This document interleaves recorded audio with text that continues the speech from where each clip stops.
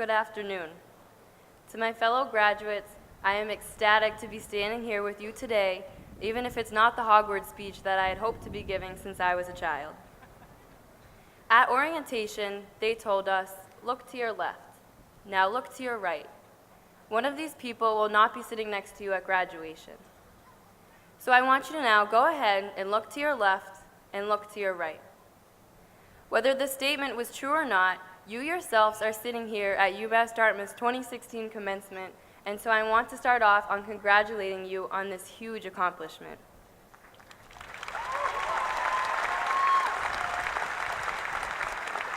Thank you to the Chancellor, faculty, administration, and my friends and family for supporting me and being here. Today, I am here to speak about progression and reinvention. When most people think of progress, they think of moving forward or growth. I think of progress as coming together. Whether it be your own strengths uniting to create an accomplishment, or your community linking up to produce a universal achievement, progress is remarkable when it is the result of unity. 4 years ago, we were collaborating on the Harlem Shake as freshmen. Today, we are dabbing as seniors. But I guess that's a bad example of progress. As many of you have noticed, we have a rather unique campus here at UMass Dartmouth. Although it may be considered one of the ugliest campuses in the United States, others, such as myself, see the beauty in it. I see the living structures full of young and captivated minds, and I feel the heartbeat of UMass Dartmouth. The campus was designed by a brutalist architect named Paul Rudolph. Brutalism is a type of architecture that uses exposed concrete, as you can see. Rudolph created a campus that can be distinguished from most of what we have seen before.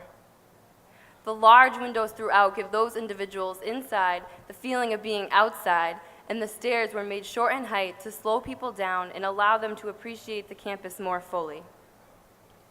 No matter what you think about it, UMass Dartmouth has a campus you will certainly never forget.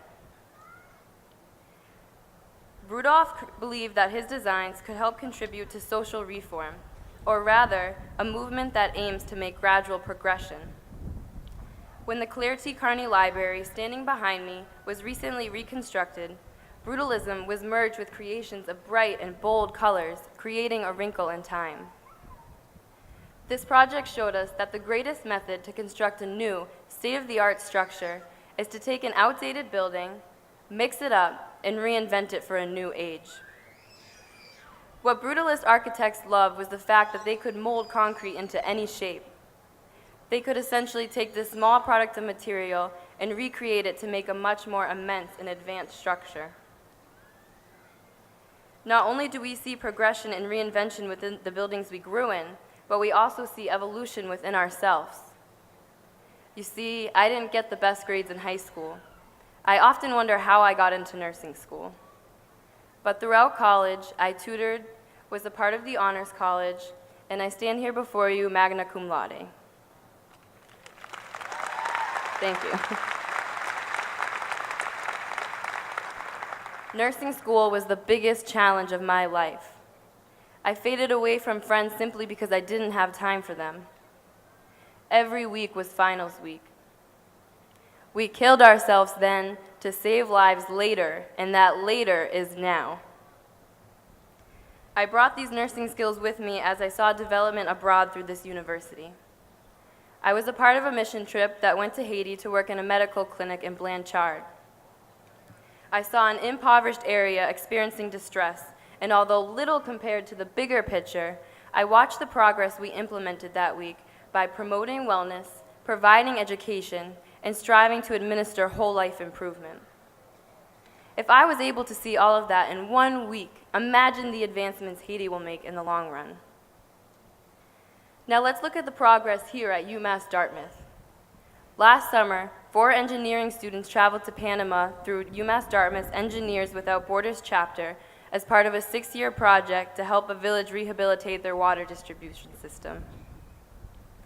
A UMass Dartmouth physics professor just published research on the interior of a rotating black hole. This publication developed a first-of-its-kind computer simulation on how physical fields evolve on the approach to the center of a rotating black hole. Now, I know nothing about physics, but I know that that's impressive.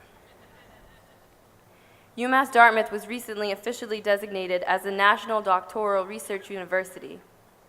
And so, as you can see, this university is a magnet that picks up ideas from history, art, law, sciences, engineering, and synthesizes them to leave a footprint on this world. In high school, I spent my days in an institution filled with white individuals. Here at UMass Dartmouth, I was blessed with the presence of diversity. With over 600 international students representing over 54 countries, I saw how every color contributes to society. There is even an Office of Diversity, Equity, and Inclusion on campus dedicated to ensuring equal opportunity for every student. It was here on campus that I learned the importance of the gathering of those with a different race, ethnicity, gender, and sexual orientation. This creates an engaged campus that fosters an innovative environment. Creativity is enhanced and problems are better solved by pulling in contributions and opinions from different people. UMass Dartmouth is progressing towards its goal of diversity and inclusion. I also saw progress here in UMass Dartmouth as a community. We were freshmen when we were awoken to an evacuation announcement. Nobody had any idea what was going on or what was in store for us. On April 15, 2013, Boston experienced a devastating attack.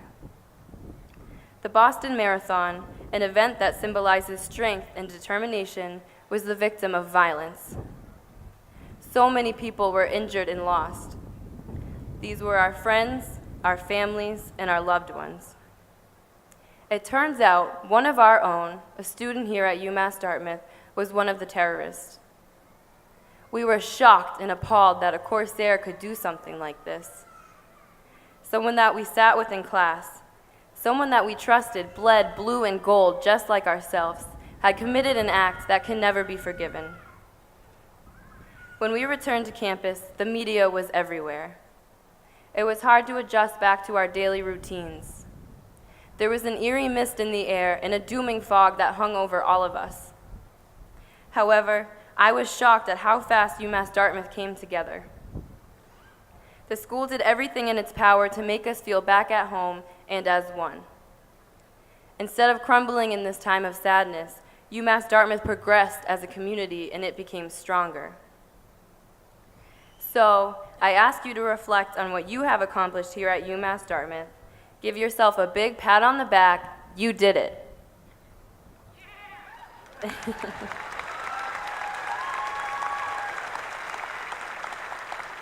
Today, we take that feeling of invincibility that we held as children and we experience it all over again.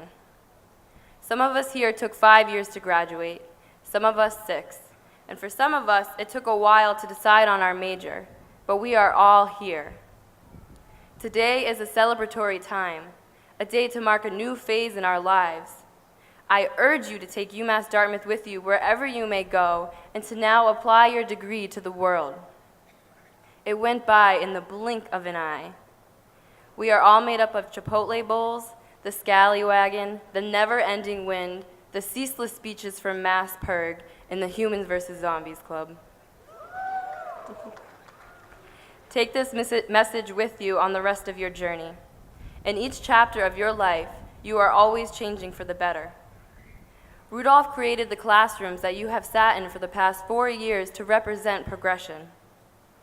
Throughout the time that you were learning in these very classrooms and buildings, you yourselves were also progressing and forming yourselves into the individuals that you are today.